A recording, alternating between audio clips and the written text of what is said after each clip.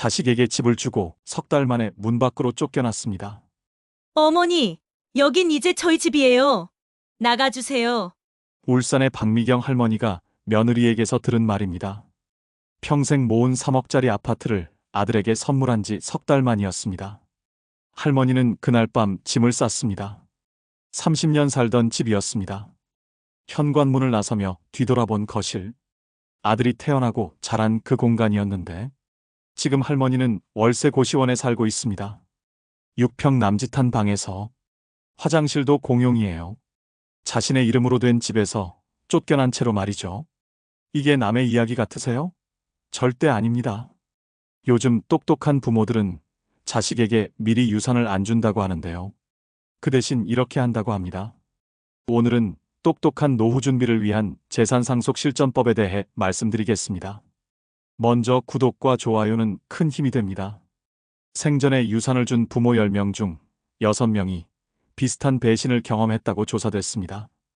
더 충격적인 건 이거예요. 병원에 누워 있어도 자식들이 오지 않아요. 받을 건 이미 다 받았으니까. 전화도 안 받아요. 바빠서 못 가요. 이게 끝이에요. 그런데 정말 신기한 일이 있습니다. 똑같이 재산을 주었는데도 자식들이 더 잘해주는 부모가 있어요. 오히려 더 존중받고 더 사랑받아요. 그 차이가 뭘까요? 바로 조건입니다.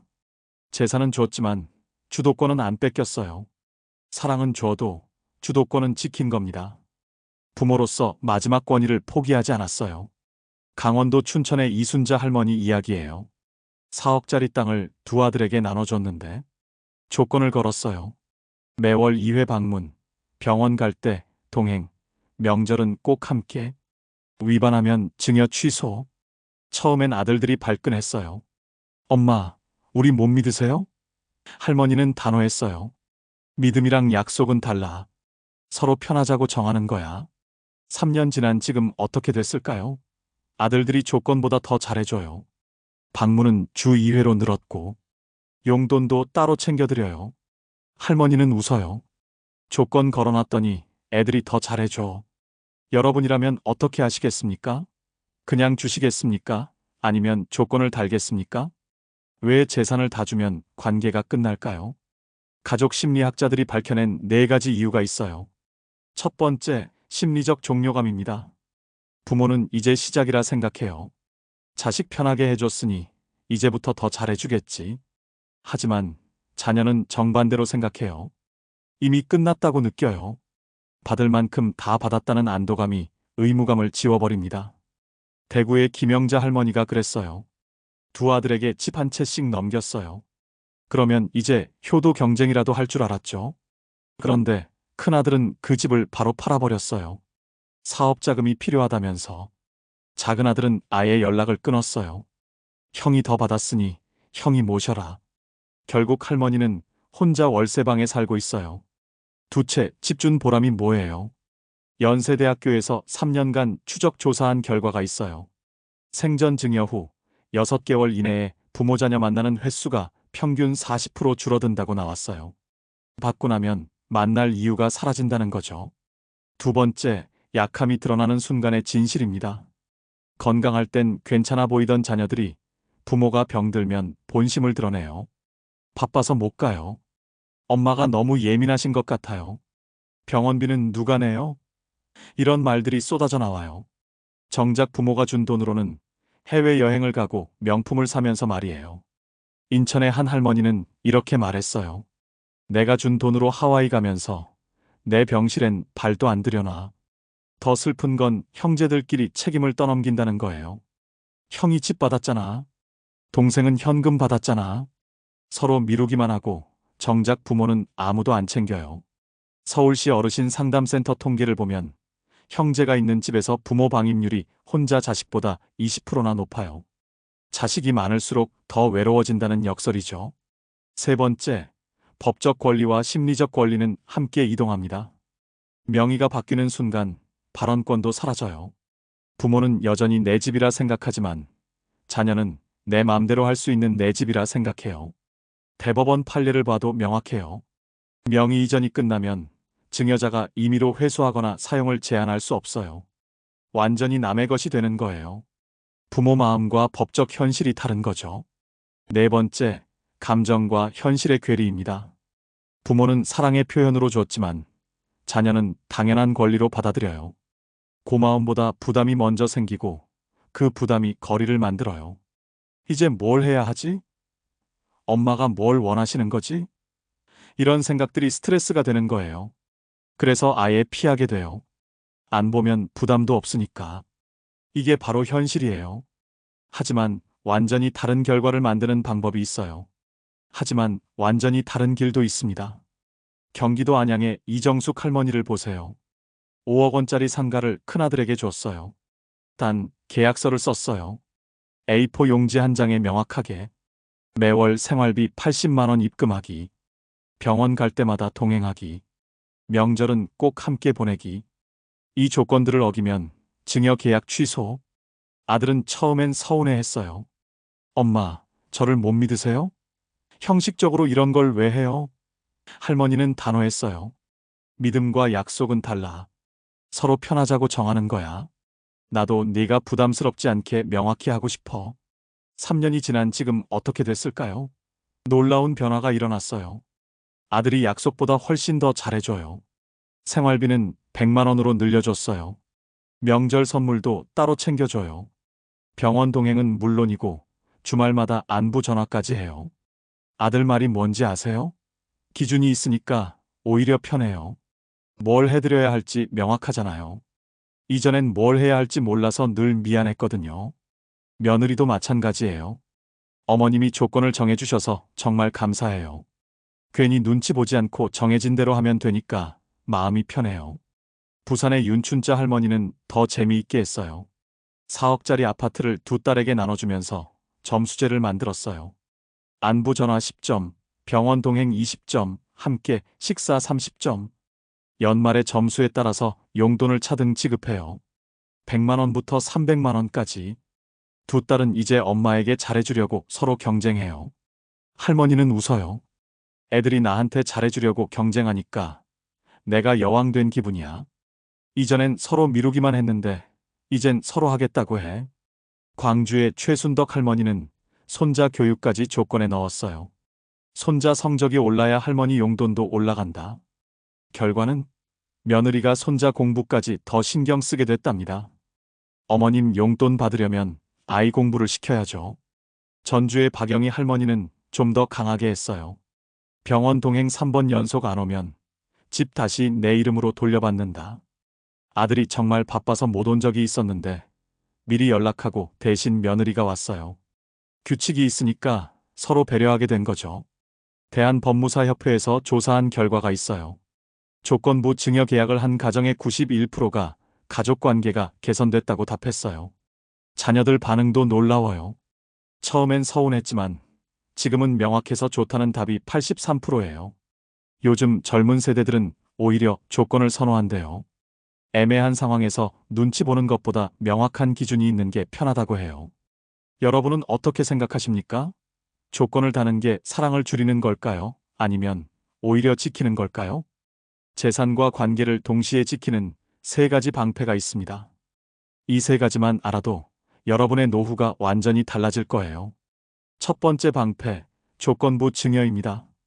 재산을 넘기면서 구체적인 의무사항을 계약서에 명시하는 거예요. 중요한 건 조건이 현실적이어야 한다는 거예요. 자주 와라. 이런 애매한 말 대신 월 2회 방문처럼 명확하게 써야 해요. 아플 때 와라 대신 병원 갈 때 동행으로 구체적으로. 그리고 조건을 어기면 증여를 취소할 수 있다는 조항도 반드시 넣으세요. 이게 있어야 자녀들이 진지하게 받아들여요. 창원의 김철수 할아버지는 더 세밀하게 했어요. 연속 3회 약속 어기면 1차 경고, 연속 5회 어기면 증여 취소. 단계별로 정해뒀더니 아들이 정말 조심해서 지킨대요. 계약서 작성할 때 주의할 점이 있어요. 너무 많은 조건을 걸면 오히려 역효과가 나요. 3개에서 5개 정도가 적당해요. 그리고 공증을 받아야 법적 효력이 생겨요. 비용은 지역과 내용에 따라 다르지만 보통 몇십만 원 정도예요. 두 번째 방패, 공증 유언장입니다. 자필 유언장은 정말 위험해요. 조금만 틀려도 무효가 되거든요. 날짜 표기가 애매하다거나, 글씨를 알아볼 수 없다거나, 서명이 다르다거나. 전북 익산의 최동식 할아버지가 그랬어요. 자필 유언장을 썼는데 날짜 표기가 애매하고 일부 글씨를 알아볼 수 없어서 법적 효력을 못 받았어요. 결국 자녀들끼리 2년간 법정 다툼이 벌어졌어요. 반면 공증 유언장은 안전해요. 공증인의 확인 하에 작성되니까 위조나 변조가 불가능하거든요. 법적 분쟁 여지가 거의 없어요. 그리고 공증 유언장의 숨은 장점이 있어요. 재산 분배뿐 아니라 자신의 마음도 남길 수 있다는 거예요. 큰아들아, 네가 끝까지 곁에 있어줘서 고맙다. 작은딸아, 내가 항상 내 마음을 알아줘서 고마웠다. 이런 메시지를 넣으면 자녀들이 서운해하지 않고 받아들여요. 창원의 김철수 할아버지는 유언장에 이렇게 썼어요. 이 집은 막내에게 준다. 형들은 이미 장가 보낼 때 충분히 도움을 줬다. 서운해하지 말고 막내를 도와달라. 명확한 이유를 적어뒀더니 형들이 납득하고 오히려 막내를 도와줬대요. 감정적인 메시지와 논리적인 설명을 함께 넣는 게 포인트예요. 세 번째 방패, 신탁제도입니다. 이게 가장 강력한 방패예요. 재산을 신탁회사에 맡겨서 미리 정한 조건대로만 사용되도록 하는 거예요. 자녀들이 아무리 원해도 임의로 손 뗄 수 없어요. 신탁의 장점은 여러 가지예요. 첫째, 살아있는 동안 내가 원하는 대로 써요. 매월 생활비로 얼마, 의료비로 얼마 이렇게 정해놓으면 그대로 나와요. 둘째, 치매가 와도 안전해요. 신탁회사가 대신 관리해주거든요. 셋째, 사망 후에는 미리 정한 비율로 자동 배분돼요. 자녀들끼리 싸울 일이 없어요. 울산의 한상묵 할아버지는 8억을 신탁에 맡겼어요. 조건을 이렇게 정했어요. 건강할 때는 매월 200만 원씩 생활비로 나와요. 치매나 중증 질환 진단받으면 간병비와 의료비로 사용. 사망 후에는 세 자녀에게 4대 3대 3 비율로 분배. 할아버지 말이 뭔지 아세요? 아이들이 내 돈 걱정 안 해도 되고 나도 편해. 매월 200만 원 받는 기분이 마치 연금 받는 것 같아. 실제로 할아버지가 작년에 경미한 치매 진단을 받았는데 신탁회사에서 모든 재산 관리를 대행해서 아무 문제 없어요. 자녀들도 아버지 돈 관리 걱정 없어서 좋다고 해요. 서울의 이정훈 씨는 부모님 신탁과 동시에 본인 신탁도 설정했어요. 부모님이 신탁으로 안정감을 얻으시는 걸 보고 나도 미리 준비하게 됐어요.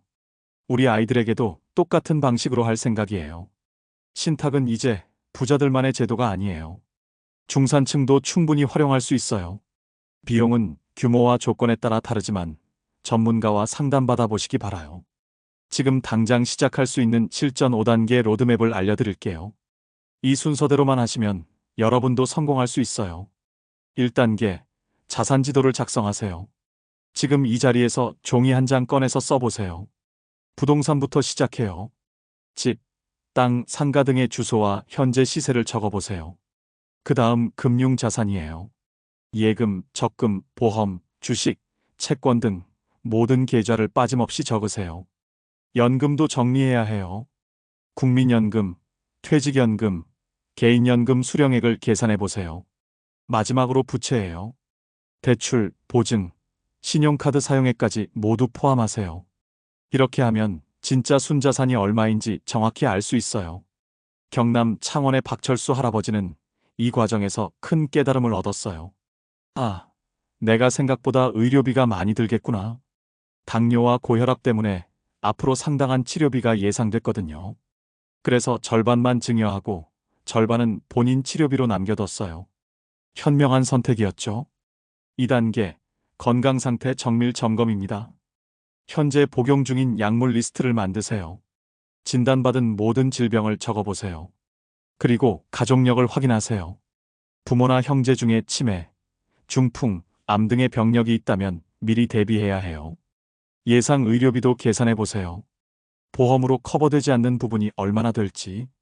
이게 중요한 이유는 건강이 악화되면 재산 관리 능력도 떨어지기 때문이에요. 인천의 최영희 할머니는 이 과정에서 놀라운 사실을 발견했어요. 큰아들은 회사원으로 안정적이지만 시간 여유가 없고 둘째 딸은 자영업으로 시간은 있지만 경제적으로 불안정했어요. 그래서 큰아들에게는 재산을 더 많이 주는 대신 금전적 지원 의무를, 둘째 딸에게는 적은 재산과 함께 돌봄 역할을 맡겼어요. 각자 상황에 맞는 역할 분담이 이루어진 거죠. 3단계, 마음의 유언 작성입니다. 법적 효력과는 별개로 자신의 진짜 마음을 적어보세요.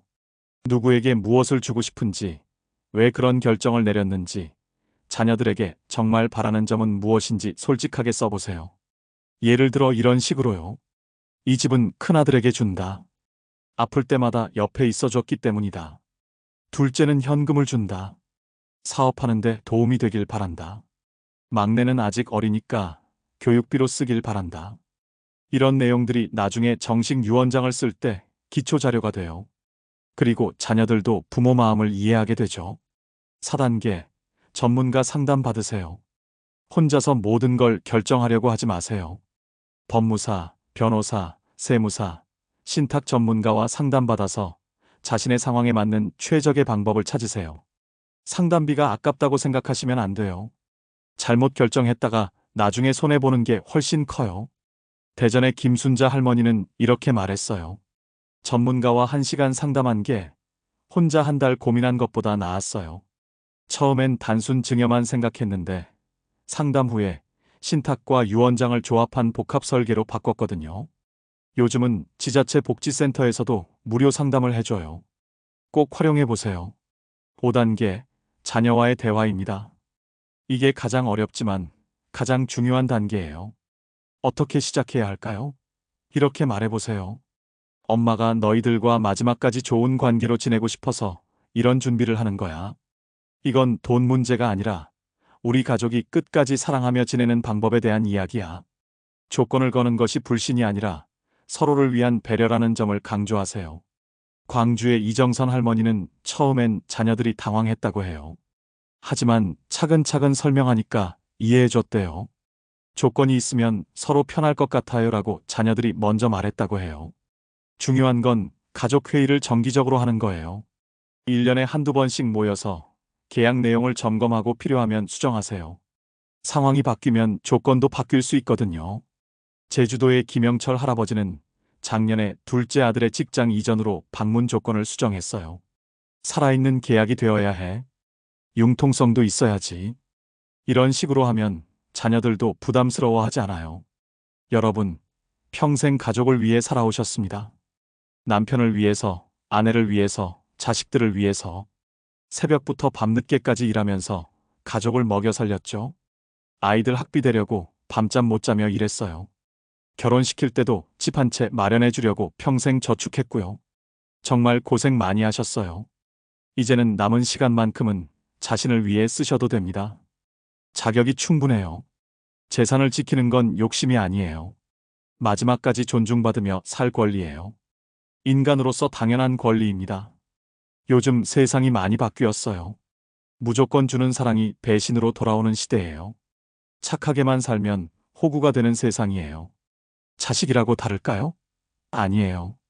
조건 있는 사랑이 진짜 사랑을 지키는 방법이에요. 명확한 기준이 있어야 서로 편해요.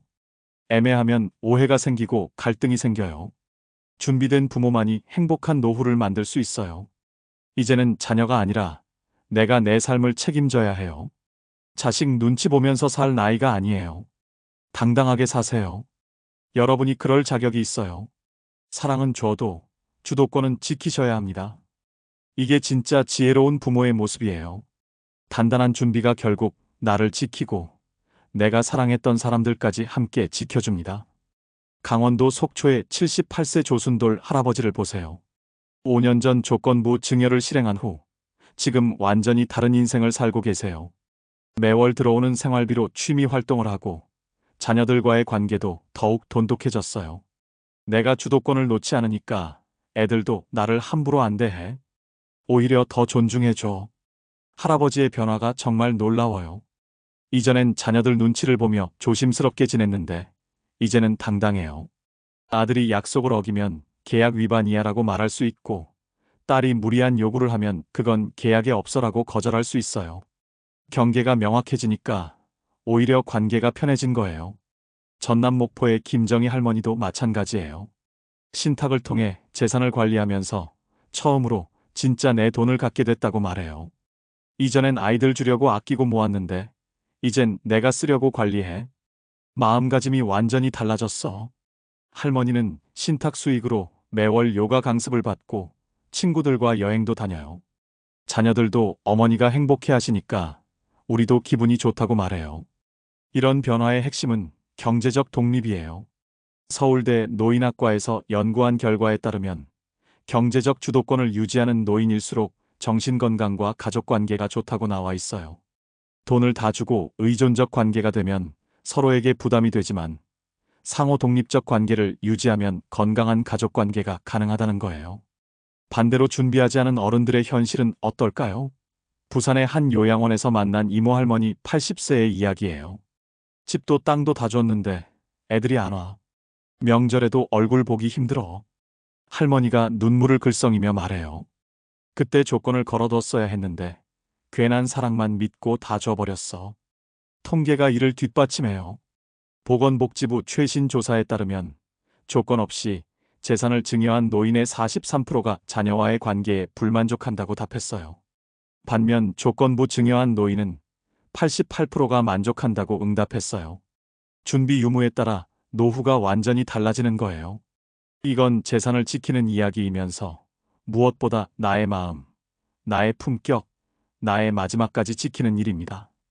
오늘부터 여러분의 인생을 다시 여러분 손으로 선택해 보세요. 막연한 기대는 그만하세요. 구체적인 준비를 하세요. 자녀들의 양심에만 의존하지 마세요. 명확한 계약을 하세요. 그게 서로를 위한 일이에요. 사랑은 줘도 주도권은 절대 놓지 마세요. 여러분의 마지막 10년, 20년이 행복할지 비참할지는 지금 이 순간의 선택에 달려 있어요. 그냥 주시겠습니까? 아니면 조건을 달고 주시겠습니까? 자식에게 다 주고 나면 정작 내 인생엔 무엇이 남을까요? 나이 들어서도 여전히 자식 눈치만 보고 사는 인생 이제는 멈춰야 하지 않을까요? 여러분의 선택이 다른 부모님들의 인생도 바꿀 수 있습니다. 이상으로 인생 철학이었습니다. 철학이 있는 당신의 노후를 응원합니다.